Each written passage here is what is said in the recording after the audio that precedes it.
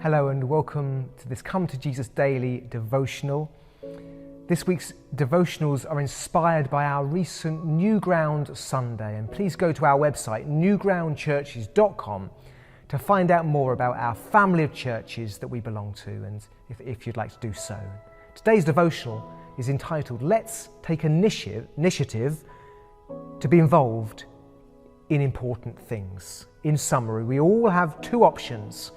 We can expect others to take initiative and so become ineffective and bitter, or we can take initiative and become fruitful and joyful. Let's read from 2 Corinthians. For I testify that they gave themselves as they were able, as much as they were able, and even beyond their ability, entirely on their own. They urgently pleaded with us for the privilege of sharing in this service to the Lord's people. That's 2 Corinthians 8, 3-4. It's an experience that we all have, I'm sure. We feel left out, we feel overlooked. We wait for people to involve us and love us, and it doesn't happen. I often liken this experience to Luke Skywalker in Star Wars, if you watch any of those films.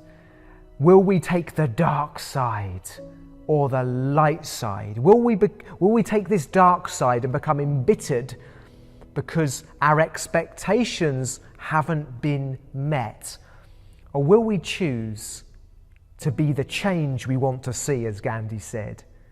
Or give the kind of kindness and encouragement that we would like to have received?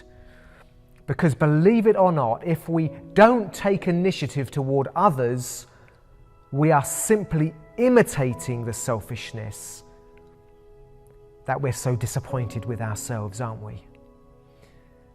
In our reading today, Paul comments on the initiative of the Macedonian Christians. He points out their example of generosity, which was inspired by their own initiative. This is rare. These are the kind of people who don't just moan about problems and blame others. These are the kind of people who have seen and take action, seen a need and taken action to solve it. In this context, they have heard that Paul is taking up a collection to alleviate the suffering of the poor Christians in Jerusalem, and they have sought to be involved. This church is working with Paul. He is their apostle, and this is worked out in proactive action. They seek to be informed and support Paul in his work. A good team seeks to serve the other members of the team and take proactive action toward the vision and goals of the group and its leaders. In response, we all have two options. We can expect others to take the initiative and so become ineffective and bitter, or we can take initiative and become fruitful and joyful. Are you taking initiative to understand and work toward the goals of your local church and the family of churches that you are involved with? How can you take initiative this week to support your leaders in your church or at work? Have you become embittered, isolated from others?